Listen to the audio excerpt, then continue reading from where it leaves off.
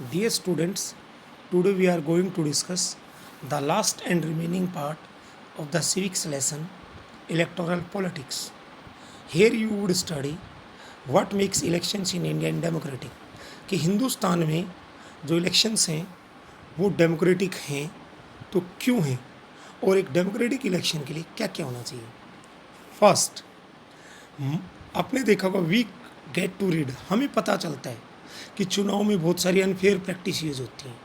Newspapers, TV reports के माध्यम से ये आरोप हमें सुनने को मिलते हैं. Most of these reports are about किस किस के बारे में, इंक्लूजन ऑफ फॉल्स नेम्स, कि कई बार वोटर लिस्ट में झूठे नाम दर्ज होना और जो जेन्युइन नेम है उनको वोटर लिस्ट से डिलीट कर देना. कई बार ऐसी समस्याएं सुनने को आती हैं. Miss use of government facility, कई बार रूलिंग पार्टी गवर्नमेंट फैसिलिटीज़ और कर्मचारियों का मिसयूज करती है अपने फेवर में इलेक्शन के दौरान. Intimation of voters and rigging, बहुत बार पोलिंग डे के दौरान वोटों में धांधली भी की जाती है. कई इनमें से रिपोर्ट सही भी होती हैं और इनको सुन के बुरा भी लगता है, बहुत अच्छा नहीं लगता. बट आपने देखा होगा ये चीज़ें बड़ी लेवल पे नहीं है. आइए इंडिया का इलेक्शन सिस्टम क्या है. इंडिपेंडेंट इलेक्शन कमीशन, इंडिया में जो इलेक्शन कमीशन है ये इंडिपेंडेंट है. ये 1950 में सेटअप किया गया. Election commission was setup in 1950. India के इलेक्शन कमीशन के पास दुनिया में जितने इलेक्शन कमीशंस हैं उनके पास जितनी पावर्स हैं उस लेवल की पावर्स हैं. यहाँ का जो इलेक्शन कमीशन है ये जुडिशरी की तरह इंडिपेंडेंट है. आगे इलेक्शन कमिश्नर अर्थात जो चीफ इलेक्शन कमिश्नर और जो इलेक्शन कमिश्नर होते हैं इंडिया में वो कौन अपॉइंट करता है, प्रेसिडेंट.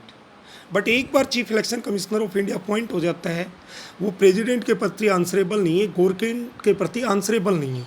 अर्थात उसे अपनी जॉब को बचाने के लिए प्रेसिडेंट या गवर्नमेंट की मतलब ये कह सकते हैं आप कि कोई सिफारिश या कोई बातें नहीं माननी पड़ती, वो सब कानून के अनुसार चलता है. रूलिंग पार्टी या गवर्नमेंट चाहे उसे लाइक करे या ना करे वो रहता है. चीफ इलेक्शन कमीशन को हटाना बहुत इम्पॉसिबल टास्क है. उसे हटाने के लिए इम्पीचमेंट मोशन लाना होता है जो कि पार्लियामेंट के both houses Lok Sabha and Rajya Sabha से 2/3 से पास होना चाहिए. इंडिया के पहले chief election commissioner Sukumar Sen थे और इंडिया के current chief election commissioner Sunil Arora ji हैं. चीफ इलेक्शन कमिश्नर को 2.5 लाख 2.5 लाख रुपये मंथली सैलरी मिलती है.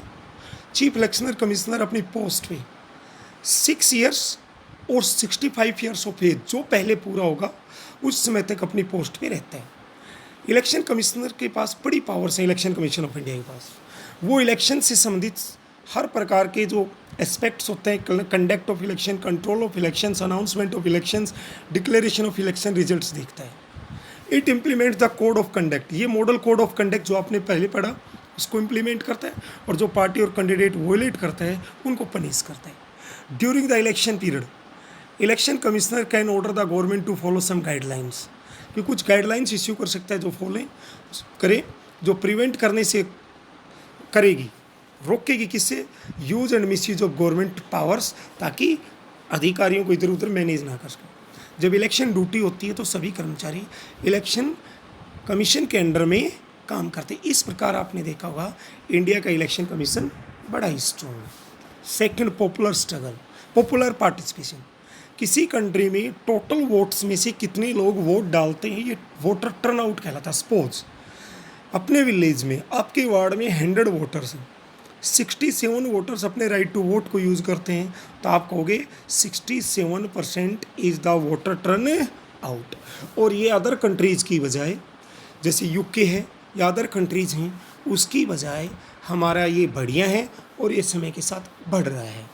उसके बाद में आप नेक्स्ट देखेंगे इसी का एक और पार्ट है कि डिफरेंट सोशल ग्रुप्स हमारे देश में पुअर, इलिटरेट या अंडर प्रिविलेज्ड मीन जो पुअर लोग हैं, जो पिछड़े हुए लोग हैं, वो रिच और पुअर की, रिच लोगों की और प्रिविलेज्ड मीन स्पेशल राइट्स वाले लोगों की बजाय ज़्यादा वोट का अधिकार यूज करते हैं. जबकि अमेरिका जैसे देश में आप देखो वाइट्स ज़्यादा वोट यूज करते हैं, जबकि इंडिया में आप देखते हैं एससी और एसटी.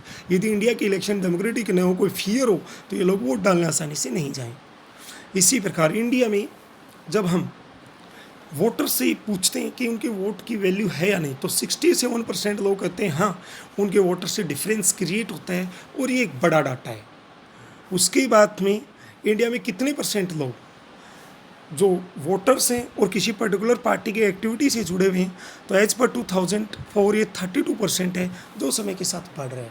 इसी प्रकार से acceptance of election outcome, India में जो रिजल्ट्स हैं उसके परिणाम को जो भी पार्टी हार जाती है, जीत जाती है, वो सभी स्वीकार करती हैं। इस प्रकार, और आपने देखा भी होगा हमारे यहाँ पे जब इलेक्शंस होते हैं रूटीनली, तो जो पार्टी जीती होती है, चाहे वो नेशनल लेवल पे हो, स्टेट लेवल पे हो, 3 इलेक्शंस में से 2 टाइम्स वो हारती है। यदि इलेक्शंस फेयर नहीं हो तो कभी ना हारे। इंडिया में भी, जैसे अमेरिका में इंक्यूबेंट मीन जो पॉलिटिकल ऑफिस पे बैठे हुए लोग हैं वो बहुत कम चुनाव हारते हैं, जबकि इंडिया में फ्रीक्वेंटली हार जाते हैं। और आपने देखा होगा इंडिया में जो कैंडिडेट्स बहुत पैसा खर्च करते हैं वो जनरली इलेक्शन हार जाते हैं। इस प्रकार चैलेंजेस टू फ्री इलेक्शन। अब आप देखते हैं हमारे यहाँ पे इलेक्शंस के सामने जो कंडक्ट किए जाते हैं कुछ चैलेंजेस भी हैं। क्या क्या चैलेंजेस हैं? पार्टीज एंड कैंडिडेट्स बहुत सारा पैसा यूज करती हैं अपने को जीतने के लिए। इस प्रकार बड़ी पार्टीज और कैंडिडेट्स छोटी पार्टीज और कैंडिडेट्स जिनके पास पैसा कम है उसकी बजाय ज़्यादा एडवांटेज में होते हैं।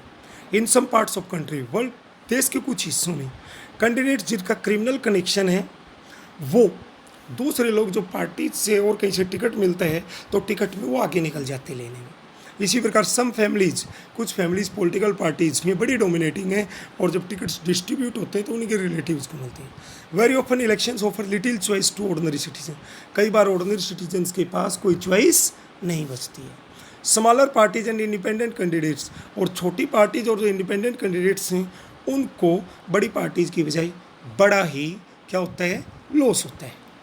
अब आप आगे देखेंगे which of the following statement about the reason for conducting elections are false. तो इसमें जाएगा elections enable people to evaluate the performance of the judiciary. यहाँ पे आप देखेंगे कि कौन सा गलत। इलेक्शंस इनेबल पीपल टू जज the performance of government, yes. People select the representative of their choice in any election, yes.